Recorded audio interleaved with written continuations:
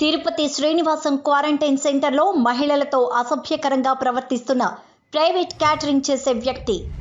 ఒంటరి మహిళలను టార్గెట్ చేసి వేధిస్తున్న గోవర్ధన్ అనే వ్యక్తి. అర్ధరాత్రి సమయంలో మహిళలకు ఫోన్ చేసి మెసేజ్ చేసి వేధిస్తున్న గోవర్ధన్. మీడియాను ఆశ్రయించిన బాధితులు.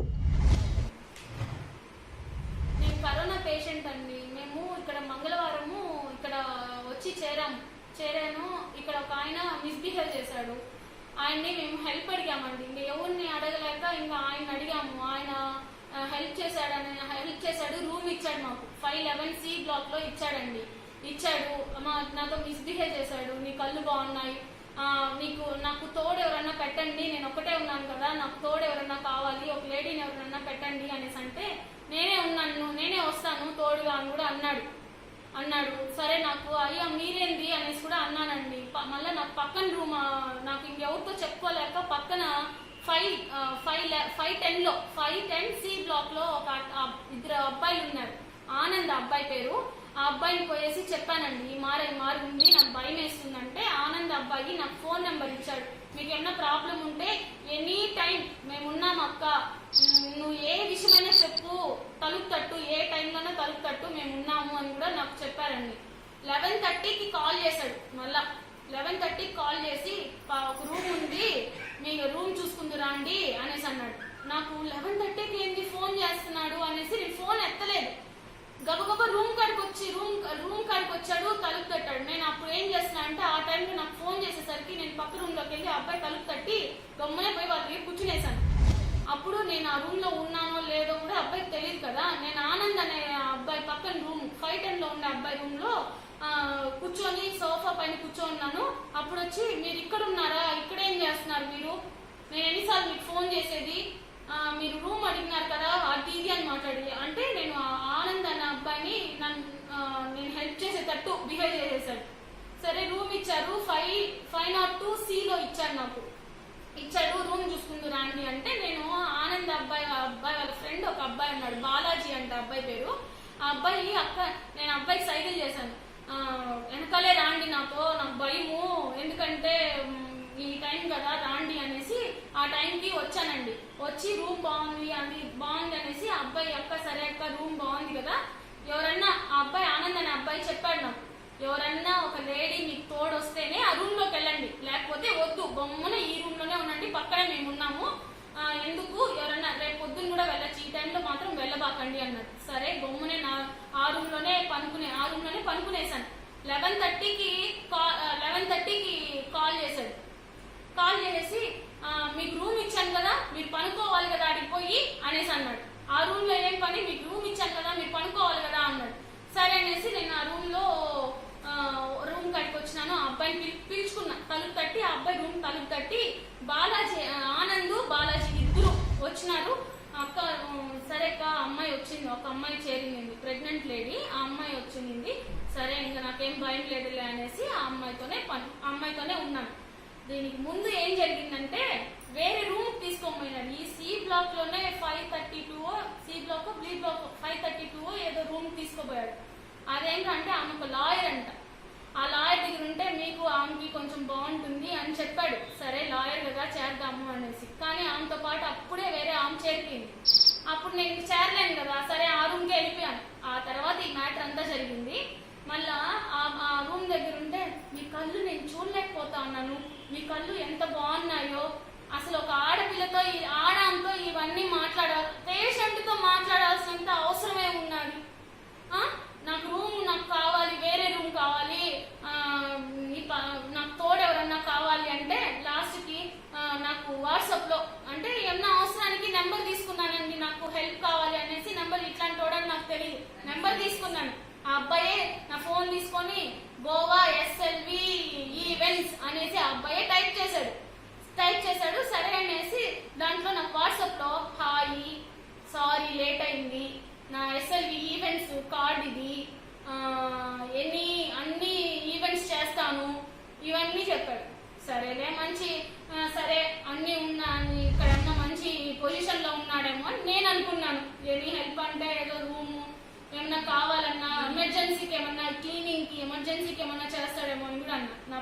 నా పక్కన ఉండే అమ్మాయి కూడా ఇప్పుడు పెద్ద ఎదవుగా ఉన్నాడని చెప్పినాను. భయపడ్డాను నేను, ఎందుకంటే ఒక అమ్మాయిని కదండి, తెలియని ఊరికి వచ్చాను, కరోనాతో వచ్చినాను, ఏ మూమెంట్ ఎట్టుంటుందో తెలీదు. మనము అట్లా మాట్లాడినామంటే అది నమ్మతారో నమ్మరో అనుకున్నా. మళ్ళీ నాతో ఉండే అమ్మాయి నాకు ధైర్యం చెప్పి, మీరు చెప్పండి అక్క, ఇలాంటి విషయము మళ్ళీ వేరే అమ్మాయిలకి మరి రాకూడదు అనేసి చెప్పే లోపల ఆ ధైర్యంతోనే అమ్మాయిని చూసుకొని నేను ఇంత దాకా చెప్పాల్సి వచ్చింది. రూమ్ స్టార్టింగ్ లో నేను రూమ్ ఇచ్చాడు కదా అబ్బాయి, తీసాడు, రూమ్ లోకి వచ్చాడు. ఎవరో పక్కన రూమ్ అబ్బాయి తలుపు తట్టి, అక్క మీకు భోజనం రాలేదు కదా అక్క, భోజనం వచ్చేదానికి మీరు లేరు, నా దగ్గర ఎక్స్ట్రా ఫుడ్ ఉంది అని చెప్పాడు. అప్పుడు అబ్బాయి, గోవా అనే అబ్బాయి బాత్రూమ్ కూడా దాముకునేశాడు. ఏంది అబ్బాయి దాముకునేశాడు ఏంది అనుకుని నేను సరే టెన్షన్ పడిపోయాను. టెన్షన్ గానే ఆ పక్కన అబ్బాయితో కూడా మాట్లాడినాను, ఆ అబ్బాయికి అర్థమవుతుందేమో అనేసి. కానీ ఆ అబ్బాయికి అర్థం కాలేదు, మళ్ళా వెళ్ళిపోయేసి ఫుడ్ తెచ్చిచ్చాడు. అప్పుడు కూడా ఆ ఫుడ్ ఎందుకు తీసుకుంటారు, మీకు కావాలంటే నేను కింద నుంచి తెచ్చిస్తాను అని కూడా మాట్లాడాడు. మళ్ళా కాసేపు తర్వాత డాక్టర్స్ వచ్చారండి. సాయంత్రం 4:30-6:30 వరకు డాక్టర్స్ ఇక్కడ రౌండ్స్ వేస్తారు. ఆ టైంలో మీకు ఏమైనా ప్రాబ్లమ్స్ ఉన్నాయా అని చెప్పి డాక్టర్స్ ఏమైనా టాబ్లెట్స్ ఇచ్చడం అలా ఇస్తున్నారనమాట. అప్పుడు ఆ గోవా గారు తలిపేసే ఇప్పుడేం నీకేం ప్రాబ్లం కదా, నీ దగ్గర టాబ్లెట్స్ ఉన్నాయి, ఏమన్నా ప్రాబ్లం అయితే నాతో చెప్పండి నేను చేస్తాను అని చెప్పాడు. ఎందుకు తలుపేయడం కూడా అన్నా నేను, ఎందుకు తలుపేయాలి అనేసి అంటే, లేదు ప్రాబ్లం అవుతుంది డాక్టర్స్ చూస్తే మమ్మల్ని ఏమన్నా అనుకుంటారు అనేసి అన్నాడు. మళ్ళా సరే అనేసి నాకు ఎవరైనా పెట్టండి, నాకు భయం వేస్తుంది, ఒంటరిగా ఉండాలంటే భయం వేస్తుంది, ఎందుకంటే నాకు దగ్గు ఆయాసం ఉండేదండి. సగం రాత్రులు ఏమన్నా అయితే నాకు ప్రాబ్లం అవుతుందని నా భయంకి నేను ఎవరైనా లేడీ ఉంటే నాకు ఎవరైనా చేరేటట్టుకైతే నాకు హెల్ప్ చేయండి, ఎందుకు నేనే వస్తానులే ఏం కాదు అంటాడు. వాడంత ఎదవ ఎవడు ఉన్నాడండి, అట్లాంటి వాళ్ళని ఈ శ్రీనివాస నివాసంలో పెట్టుకో ఉన్నారు. అసలు ఏమన్నా ఉందా అండి? నేను ఇప్పుడు నేను ఇన్ని రోజులు నేను భయపడుతున్నాను. ఆ అమ్మాయి నాకు ధైర్యం చెప్పి, అక్క నీలాగా ఇంకొక అమ్మాయికి జరగకూడదు అని చెప్తేనే నేను ఇంత ధైర్యంగా అన్నాను. నాలాంటి వాళ్ళు ఎంతమంది ఉన్నారో ఒకసారి ఆలోచించుకోండి. గవర్నమెంట్ వాళ్ళు నన్ను కొంచెం చూడండి, నా మారి ఇంకొక అమ్మాయి ఇలా జరగకూడదు. ఈ అవకాశం ఇచ్చిన దానికి చాలా థ్యాంక్స్. నేను ఇక్కడ కరోనా పేషెంట్ అండి. నేను కూడా పాజిటివ్ వచ్చి మంగళవారమే వచ్చాను. నాకు 4th ఫ్లోర్లో 426 ఇచ్చారు ఏ బ్లాక్. సరే ఎవ్వరు లేరు, నేను ఒక్కదాన్నే ఉన్నాను. నన్ను అక్కడ మా హస్బెండ్ వదిలేసి వెళ్ళిపోయారు. సరే నేను ఫుడ్ చేసి అంత పడుకునే టైంకి అన్న వచ్చి గోవర్ధన్ అనే అన్న వచ్చేసి బెల్ కొట్టి, మీకు ఏం చేస్తాను 10:30 అయిపోయిందండి. నేను అప్పుడే పడుకున్నాను. నేను ఆ రోజంతా బాగా ఇదైపోయినా, నేను ప్రెగ్నెంట్ లేడీని, అలసిపోయాను. సరే అని పడుకునే ఎవరో టంగ్ అని బెల్ కొట్టేసరికి గుండె అదిరిపోయింది. ఎవరు వచ్చారో ఏమోనని. ఫస్ట్ టైం కదా, కొత్త, నాకు భయం వేసింది. తీసుకొస్తే ఆ అన్నగారు మీకు ఫోన్ చేసి మీరు ఎందుకు లిఫ్ట్ చేయలేదు, మేము ఎన్నిసార్లు కాల్ చేయాలి అని బెదిరించాడు. స్టార్టింగ్ కదా నాకు భయం, ఎవరూ తెలియదు ఇక్కడ. నాది కాదండి ఆ నెంబర్ మా హస్బెండ్ది, ఆయన వర్క్లో ఉండి లిఫ్ట్ చేయలేదేమో అంటే, ఏమండి అనేసి అంటే, మీకు పైన రూము వేరే అక్కతో ఉండండి, మీరు ఇక్కడ ఒకటే ఉన్నారు కదా అని చెప్పి నన్ను అన్ని తీసుకొని రమ్మన్నారు.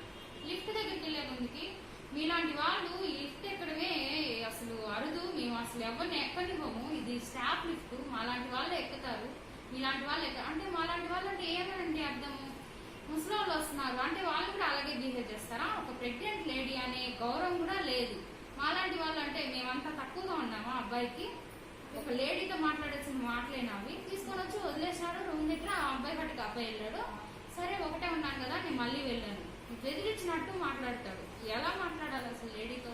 ప్రెగ్నెంట్ ఏ అమ్మాయికి ఏమి టైంలో ఎందుకు ఇలా వచ్చారు, ఏమమ్మా మీకేం ప్రాబ్లము? 11 గంటలు అయిపోయింది టైం. ఆ టైంలో బెదిరించినట్టు మాట్లాడతాడు. ఎవరో తెలీదు. మాకు ఎంత టెన్షన్ ఉంటుందండి, కరోనా వచ్చి మేము ఎంత బాధపడుతున్నాము. మళ్ళీ అక్కని దొరకం. అక్కకు ఫోన్ చేసి అక్క గురించి నా దగ్గర ఏం చెప్తాడు, అక్క అమ్మ ఏమి బిల్డప్ ఇస్తుంది, రికమెండేషన్ తో వచ్చి మమ్మల్ని తినేస్తా ఉంది, తలకాయని తినేస్తా ఉంది, 10 సార్లు ఎక్కి దిగాల్సి వస్తుంది ఆయన అక్క గురించి నా దగ్గర బ్యాడ్ గా మాట్లాడతాడు.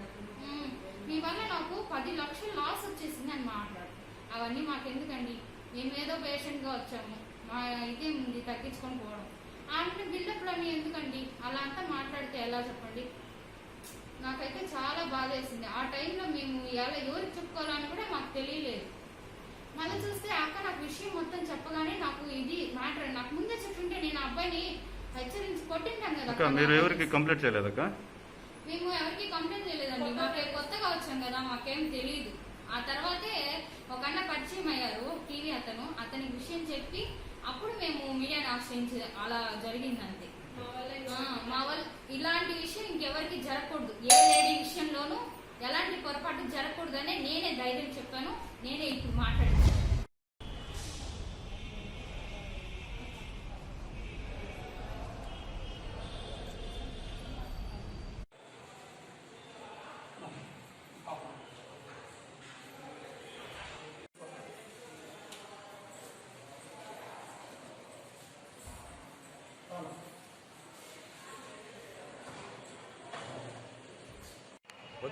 వద్దునా నేను మళ్ళీ ఇస్తాను, ఒకసారికి ఇస్తాను.